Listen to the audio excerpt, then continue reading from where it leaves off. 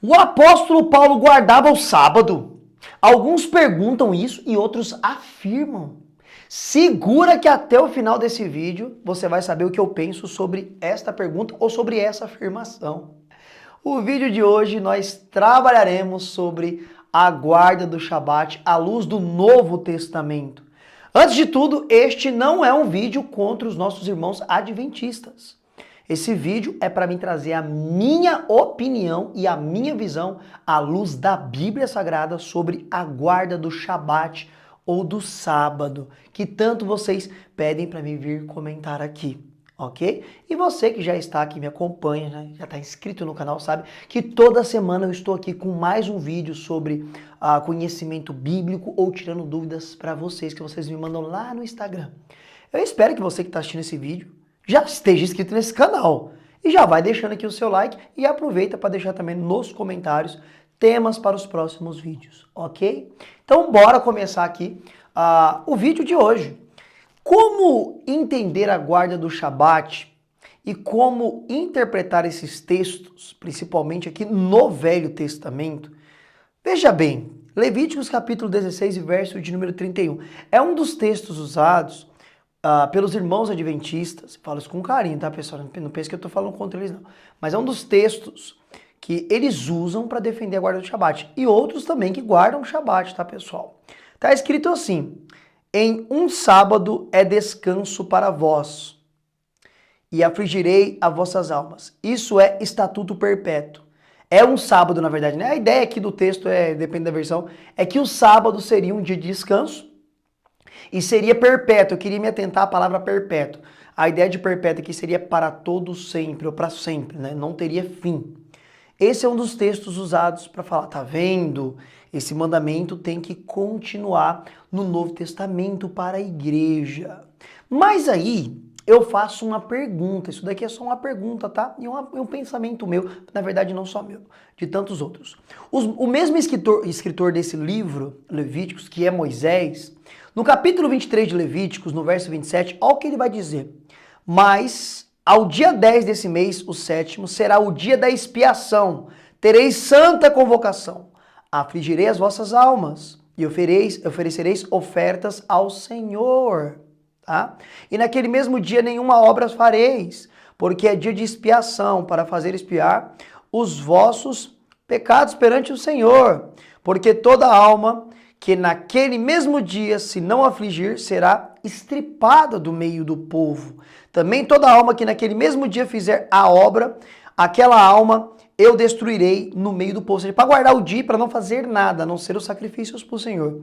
Aí no verso 13 diz o seguinte, 31. Nenhuma obra fareis, é estatuto perpétuo pelas vossas gerações, em todas as vossas habitações. Isso daqui hoje é conhecido como Yom Kippur, o dia da expiação. Lembrando que dentro desse contexto, depois eu peço para você analisar aí, um animal era oferecido em sacrifício para o perdão do pecado da nação. Tá? E tinha até um também que saía vagueando lá pelo deserto. Enfim, a ideia não é essa. A ideia que eu quero me atentar aqui é que no mesmo livro, o mesmo escritor, ele deixa claro que esse dia aqui da expiação pelo pecado de todo o povo também era para fazer nesse dia 10 ao sétimo mês perpetuamente. Acabei de ler verso 31. E aí, como é que eu vou lidar com isso? Está no mesmo livro e é o mesmo escritor. O mesmo que aqui nesse documento também manda guardar o Shabat, o mesmo que também no livro de Gênesis, que é Moisés que escreve os 5 primeiros livros do Pentateuco, que fala sobre a guarda do Shabat. Aqui também ele vai falar que esse sacrifício aqui, esse dia da expiação, que envolvia sacrifício, é perpetuamente, é para sempre. E aí, como lidar com isso? Porque quando eu vou lá para o Novo Testamento, Hebreus capítulo 10, verso 10, olha o que o escritor diz. E por esta vontade somos santificados pela oferta do corpo de Cristo, feito uma vez por todas. Que está falando do sacrifício de Cristo, que nos santificou e valeu de uma vez por todas. Ou seja, se é para continuar fazendo o dia da expiação perpetuamente, era para estar em vigência até hoje. Porque o texto também fala de ser perpétuo, pelas habitações, pelas gerações. Mas o escritor de Hebreus no Testamento diz que Cristo morreu uma vez por todos para expiar nossos pecados, para nos justificar, para nos purificar. Como conciliar isso? Então me parece que não tem como sustentar. Nossa, travou agora. Ficar de pé a guarda do sábado no Novo Testamento. E aqui eu estou usando dois textos do Velho Testamento e um do Novo, que já dá a ideia que não tem que continuar de forma perpétua esse mandamento aqui da lei, então por que continuar o sábado? Ah, mas seu argumento é muito fraco. Tem outros textos que eu poderia trabalhar, mas a ideia não é essa. Estou aqui trazendo a minha visão sobre a guarda do Shabat, tá? Ou a guarda do sábado. Mas veja bem, no começo do vídeo eu falei sobre será que o apóstolo Paulo guardava o Shabat? Por que alguns afirmam isso? E talvez você nunca tenha ouvido isso. Porque alguns irmãos adventistas e outros também que guardam o sábado, porque tem outros grupos também que guardam o sábado, tá? Em Atos 16, verso 13, alguns irmãos adventistas vão usar esse texto, esse relato, né? Essa narrativa para falar que Paulo estava guardando o sábado. O que diz aqui? Diz assim no verso 13 de Atos capítulo 16. No dia de sábado, saímos, fomos para fora das portas, para a beira de um rio, onde julgamos haver um lugar para orar. E assentamo-nos e falamos com as mulheres que ali se ajuntava. Ou seja, nesse contexto tinham mulheres judias, que estavam aqui no dia de sábado, se retirando perto de um rio para orar. E Paulo foi lá junto com elas e acabou pregando o evangelho para elas. Então alguns impõem aqui pelo fato de Paulo ter ido lá, ou às vezes pregar em sinagogas no sábado, nas cidades que ele chegava que tinha sinagoga, que ele estaria guardando o sábado. Eu respeito essa interpretação dos irmãos adventistas, mas para mim é uma imposição ao texto. O texto não está dizendo que Paulo guardava o sábado. Na verdade, não existe um único texto do Novo Testamento que fala que o apóstolo Paulo guardava ou guardou o sábado.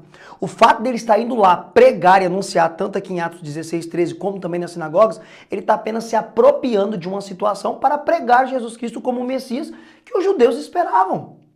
Afinal de contas, essa é uma estratégia claríssima do apóstolo Paulo em todas as cidades que ele chegava, o primeiro grupo que ele buscava procurar pregar Jesus como o Messias, eram os judeus. Por que os judeus? Porque já conheciam de profecia, já aguardavam a vida de um Messias. Então aqui Paulo está se apropriando mais uma vez dessa situação de pregar para mulheres judias que já esperavam o Messias. Não entendo que ele está guardando o sábado nesse texto e em nenhum outro texto do Novo Testamento, tá?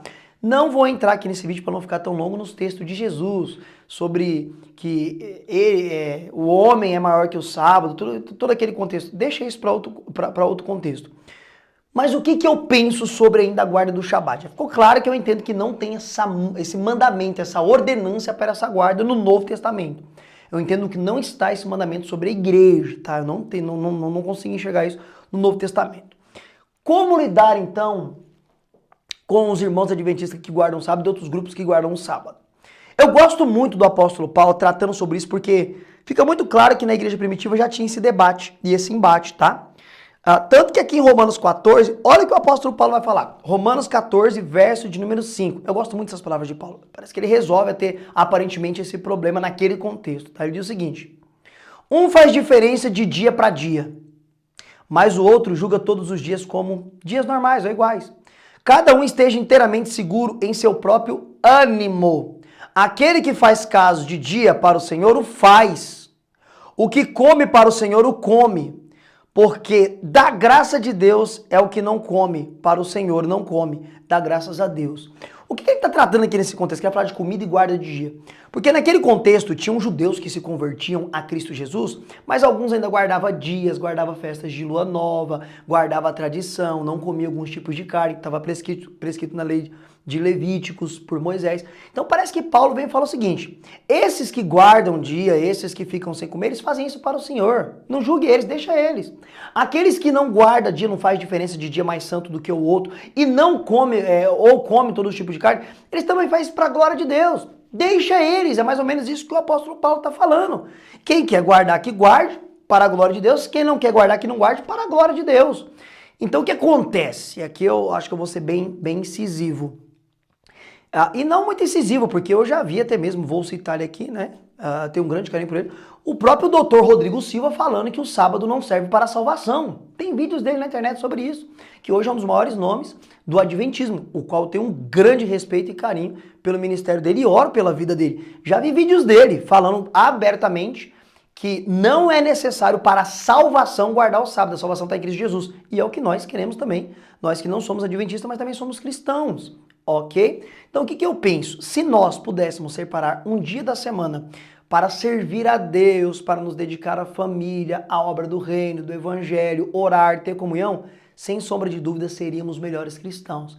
Não fazendo isso para agregar a salvação, porque aí entra como obras, precisa ali da minha energia, sinergismo, né? Eu trabalhando junto com Deus ali para minha salvação. Não.